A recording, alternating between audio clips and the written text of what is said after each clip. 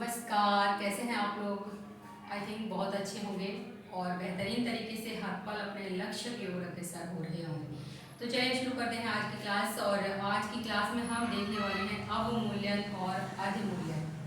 जी हाँ, अवमूल्यन और अधिमूल्यन की बात करेंगे। तो यदि आप हमारे चैनल पर फर्स्ट टाइम विजिट कर रहे हैं तो आप हमारे चैनल को सब्सक्राइब करना ना भूलें, क्योंकि आगे आने वाले एग्जाम्स में टीजीटी, बीजीटी, एमटी गेट और यूपीएससी एग्जाम्स में आपको हमारे चैनल से निश्चित ही मदद मिलेगी। तो बात करते हैं यहाँ पर सबसे पहले, जैसा कि आप देख पा रहे हैं टॉपिक अवमूल्यन अर्थात डिवैल्यूएशन। डिवैल्यूएशन की बात करें तो यदि आप इसको इस प्रकार से समझें, जैसे कि किसी विदेशी मुद्रा को सबसे पहले हम देखेंगे तो विदेशी मुद्रा में हम ले लेते हैं डॉलर। अब मान लीजिए कि हमारे भारत की मुद्रा रुपए। अब बात आती है कि $1 की कीमत मान लीजिए कि 70 रुपये है।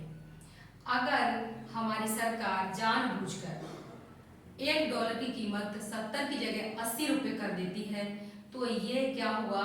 ये डिवैल्यूएशन कर दिया हमने, अर्थात हमारी सरकार ने जानबूझकर अपने रुपए के मूल्य को क्या कर दिया? गिरा दिया। और इसी को हम कहते हैं डिवैल्यूएशन। जैसे कि $1 बराबर 70 रुपये था पहले, ठीक है। अब क्या हुआ कि सरकार ने क्या किया? $1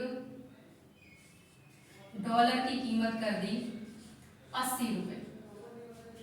अब इसमें क्या होगा कि हमारा नुकसान होगा। स्वाभाविक है कि जो रुपए वाला है उसका नुकसान होगा और जो डॉलर वाला है उसका फायदा हो रहा है, क्योंकि पहले उसे 70 रुपये मिल रहे थे, अब उसे कितने मिल रहे हैं? 80 रुपये मिल रहे हैं। तो इस प्रकार से विनिमय दर में से गिरावट कहिए या फिर रुपए के मूल्य में गिरावट कहिए, कमजोरी कहिए, या फिर रुपए के मूल्य में गिरावट कहिए, या फिर डॉलर मजबूत हो गया, ये भी हम इसे कह सकते हैं। अब बात आती है कि रुपए का जो अवमूल्यन है वो कब कब हुआ है। तो हमारे भारत में ये 1949 में पहली बार हुआ, 3 बार हुआ है। 3 बार अवमूल्यन हो चुका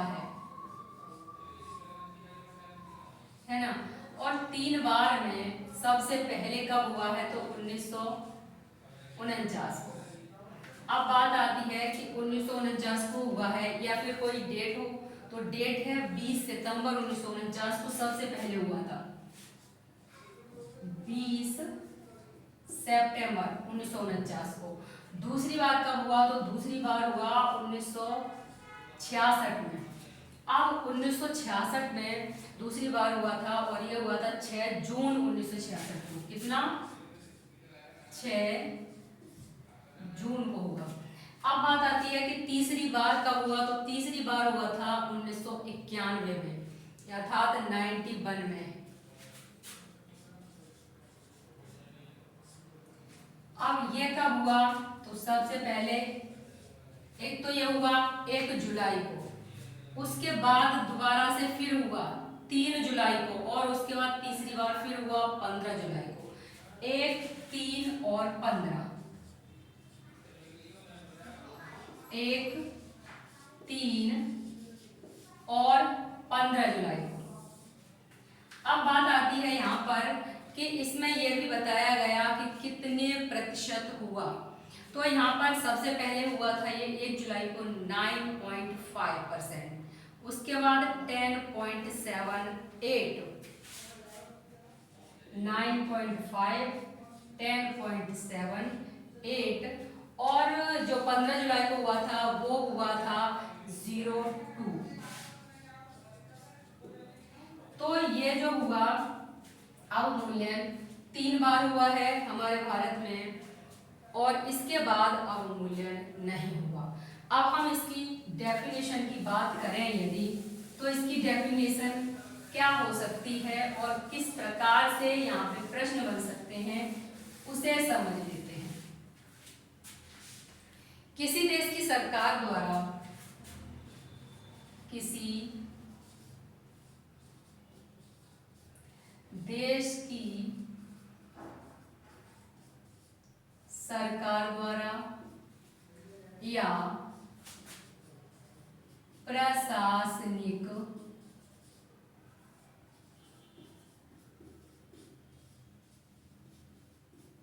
अर्थात किसी देश की सरकार द्वारा कह सकते हैं या फिर प्रशासनिक जो संस्थाएं हैं उसके द्वारा कह सकते हैं। तो जानबूझकर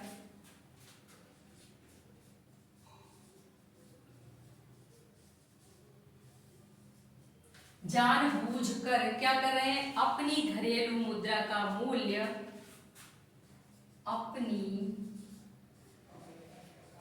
घरेलू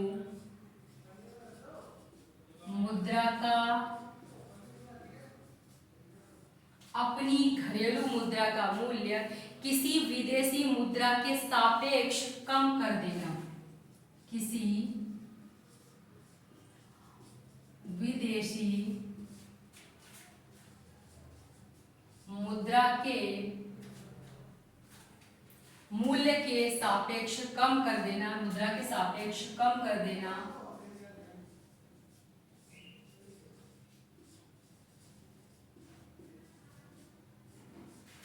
क्या कहलाता है, या फिर कम कर देना कहें या फिर गिरा देना ही क्या कहलाता है, घरेलू मुद्रा का अवमूल्यन करना। घरेलू मुद्रा का अवमूल्यन करना कहलाता है।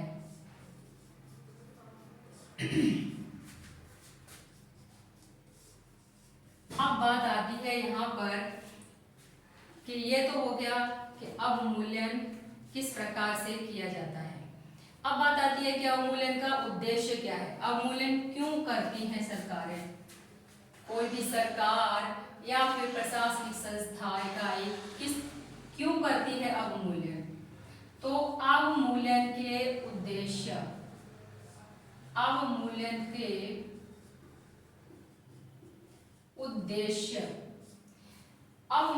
का उद्देश्य एक तो ये हो सकता है कि निर्यात को बढ़ाने के लिए आप कर सकते हैं। जब विदेशी लोगों को ये पता चले कि भारत में जो रुपए की कीमत है वो क्या कर दिया उन्होंने, कम कर दिया। कहना चाहिए कि पहले वो $1 के बदले 70 रुपए दे रहे थे, अब वो 80 रुपए दे रहे हैं। तो क्या होगा, यहाँ पर जो विदेशी है वो अपना सामान यहाँ से खरीदना चाहेंगे, तो क्योंकि उन्हें सस्ता पड़ेगा।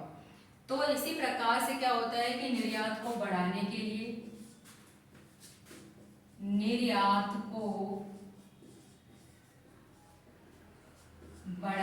लिए ऐसा हम कर सकते हैं, और आयात को घटाने के लिए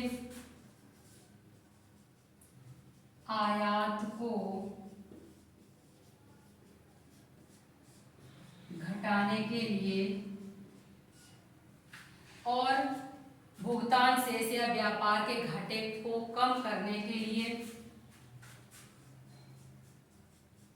व्यापार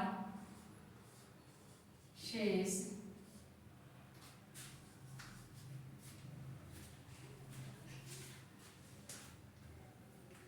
भुगतान शेष या व्यापार शेष के घाटे को, भुगतान शेष या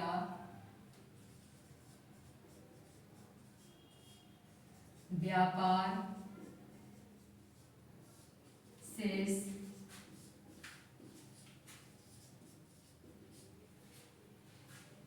के घाटे को कम करने के लिए अर्थात इसके असंतुलन को दूर करने के लिए, असंतुलन को दूर करने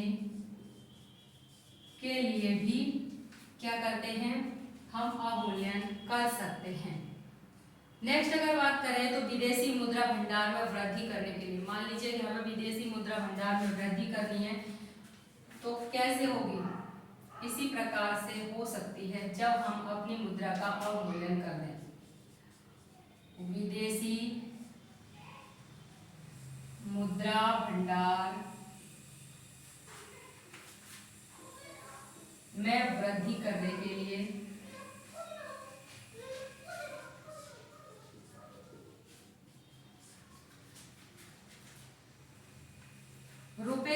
अवमूल्यन से क्या होता है, तो रुपए के अवमूल्यन से जो आयात है वो महंगा हो जाता है।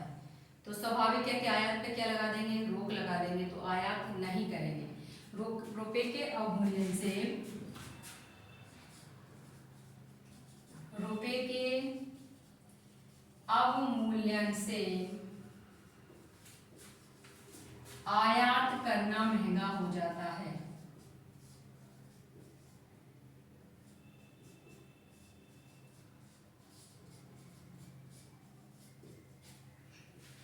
आयात करना महंगा हो जाता है। स्वाभाविक है कि पहले मान लीजिए हम $1 के बराबर 70 रुपये दे देते, अब हमें 80 रुपये देने पड़ेंगे। तो जो बाहर से हम आयात करेंगे तो क्या होगा, हमारे ज़्यादा पैसे जाएंगे। तो क्या होगा कि रुपए के अवमूल्यन से आयात करना महंगा हो जाता है, अतः जिससे कि आयात में कमी हो जाती है, जिससे आयात में कमी हो जाती है। अब बात आती है यहाँ पर कि रुपए के अवमूल्यन से निर्यात सस्ता हो जाता है, इसलिए निर्यात में वृद्धि होती है। रुपए के अवमूल्यन से निर्यात सस्ता हो जाता है, जिससे कि निर्यात में वृद्धि होती है। निर्यात में वृद्धि होती है।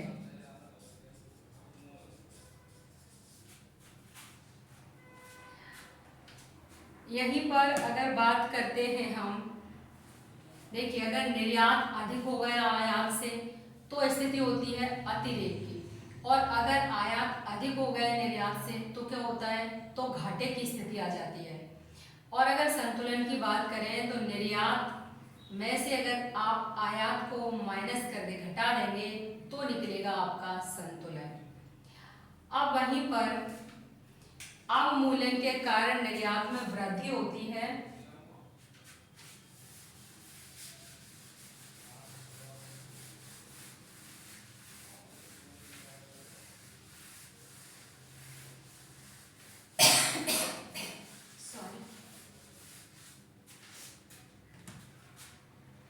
अवमूल्यन के कारण क्या होता है, निर्यात में वृद्धि होती है, जबकि आयात में क्या होता है, तो आयात में कमी होती है। जिससे क्या होता है कि जो भुगतान शेष या व्यापार शेष है, इसको जो संतुलित करने में क्या मिलती है, मदद मिलती है, या फिर ये कह सकते हैं भुगतान शेष के घाटे को नियंत्रित कर सकते हैं।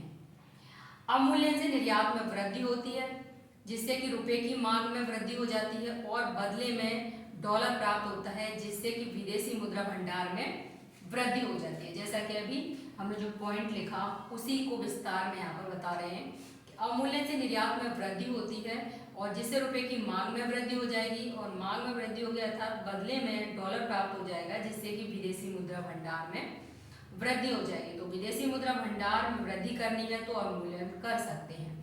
अवमूल्यन के कारण प्रति डॉलर के बदले रुपया क्या मिलता है, स्वाभाविक है कि ज्यादा मिलता है, और इसीलिए विदेशी क्या करते हैं, निवेश में वृद्धि कर देते हैं। व्यवहारिक रूप से अवमूल्यन का भारत को विशेष लाभ मिला नहीं है अब तक। अगर हम अपने देश की बात करें तो यहाँ पर अवमूल्यन का कोई विशेष लाभ भारत नहीं उठा पाया है अब तक, क्योंकि आज भी अंतर्राष्ट्रीय बाजार में मांग के अनुसार वस्तुओं का उत्पादन भारत नहीं कर पाता है, जबकि अनेक वस्तुओं का हमें आयात ही करना पड़ता है, और इसलिए अवमूल्यन करने से हमारे जो आयात के खर्चे हैं वो बढ़ जाएंगे, तो मुद्रा स्फीति को बढ़ावा भी मिल सकता है। इसलिए 1991 के बाद भारत ने रुपए का अवमूल्यन नहीं किया है। तो यहाँ पर केवल 3 बार ही अवमूल्यन हुआ है, 49, 66 और 91 में। अब बात करते हैं अधिमूल्यन की। अधिमूल्यन में यहाँ पर सेम उल्टी कंडीशन हो जाती है, कहना चाहिए कि जो अभी हम बात कर रहे थे अवमूल्यन की, वहां से विपरीत स्थिति होती है अधिमूल्यन की। तो किसी देश की सरकार या प्रशासनिक इकाई के द्वारा जानबूझकर जो घरेलू मुद्रा का मूल्य है किसी विदेशी मुद्रा के सापेक्ष क्या कर देना, बढ़ा देना। वहां पे क्या था, किसी विदेशी मुद्रा के सापेक्ष घटा देना था, कम कर देना था, लेकिन यहाँ क्या है, यहाँ पर बढ़ा देना है। कहने का तात्पर्य है कि मान लीजिए $1 बराबर 80 रुपये है, लेकिन अब वो क्या कर रहे हैं, $1 की कीमत कितने कर रहे हैं, 70 रुपये कर देते हैं। तो ये क्या हो रहा है कि कीमत कम कर रहे हैं, तो इसी को कहते हैं अधिमूल्यन। किसी देश, जब डेफिनेशन लिखें, जब किसी देश की सरकार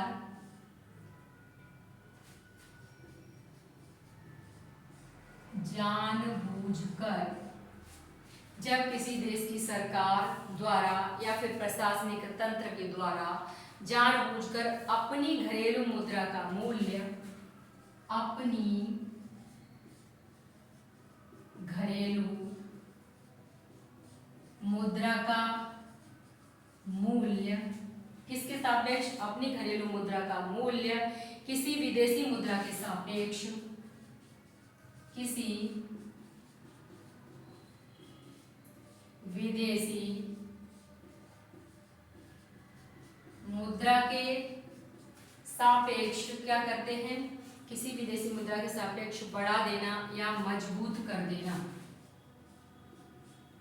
बढ़ा देना या मजबूत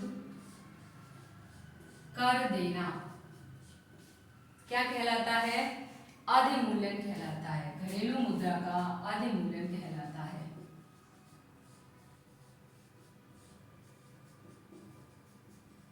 अधिमूल्यन कहलाता है।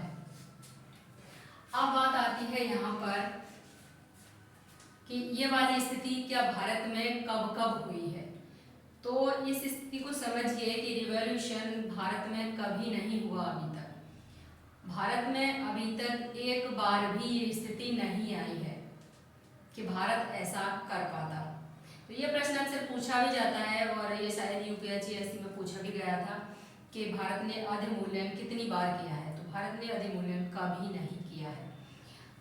भारत में अभी तक एक बार भी रुपए का अधिमूल्यन नहीं किया है। भारत ने अभी तक एक बार भी रुपए का अधिमूल्यन नहीं किया है। इस बात को याद रखेंगे। अब बात आती है कि रुपए के मूल्य में गिरावट। अब यहाँ पर दो परिस्थितियां हो सकती हैं। रुपए के मूल्य में गिरावट की बात करें तो दो परिस्थितियां हो सकती हैं। ये तो आपका अधिमूल्यन का हो गया और इसके बाद एक बात और समझ लो, रुपए के मूल्य में गिरावट। रुपए के मूल्य में गिरावट। $1 बराबर 60 रुपये है तो अगर $1 50 रुपये का कर दिया तो ये तो आपका अधिमूल्यन हो गया, जैसा कि अभी मैंने आपको समझाया। उसके बाद बात करें तो $1 बराबर 60 रुपये है और अगर $1 बराबर 80 रुपये हो जाए तो $1 ये 80 रुपये।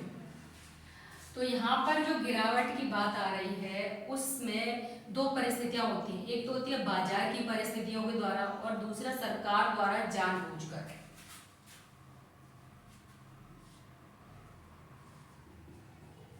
बाजार की परिस्थितियों द्वारा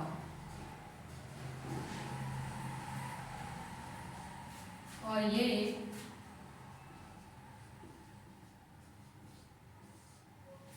दूसरा सरकार द्वारा जानबूझकर।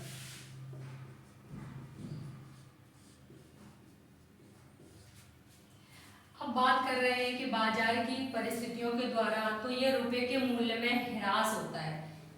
रुपए के मूल्य में क्या है, ये ह्रास है।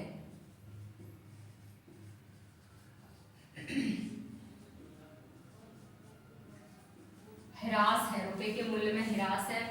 और इधर क्या है, तो इधर आप देखें तो सरकार द्वारा या फिर आरबीआई द्वारा जो हस्तक्षेप है उसकी बात की है। सरकार या आरबीआई द्वारा हस्तक्षेप।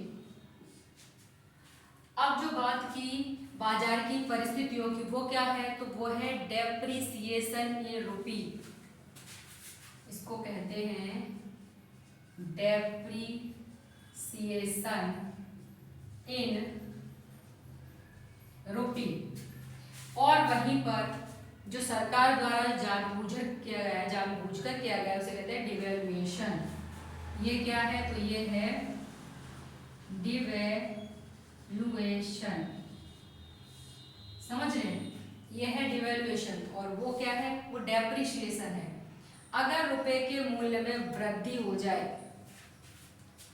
ये बातें यहाँ दोनों समझने की हैं। एक तो आपकी डिवेल्युएशन यानी कि अवमूल्यन को दर्शा रही है, ये कंडीशन क्या है, ये क्या है, मूल्य में ह्रास है, डेप्रिसिएशन को दर्शा रही है। अब यहीं पर इसी का सेम एक पार्ट और,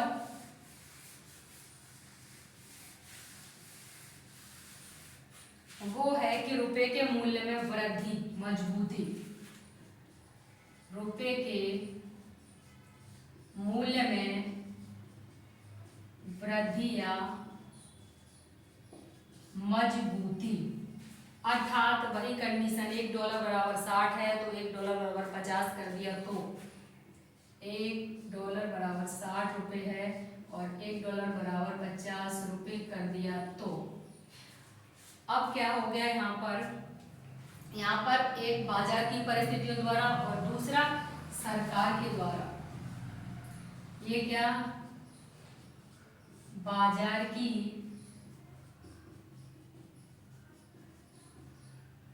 परिस्थितियों द्वारा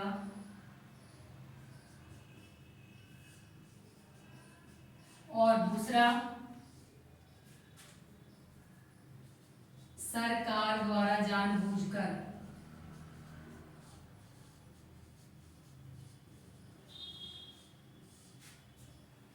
सरकार द्वारा जानबूझकर।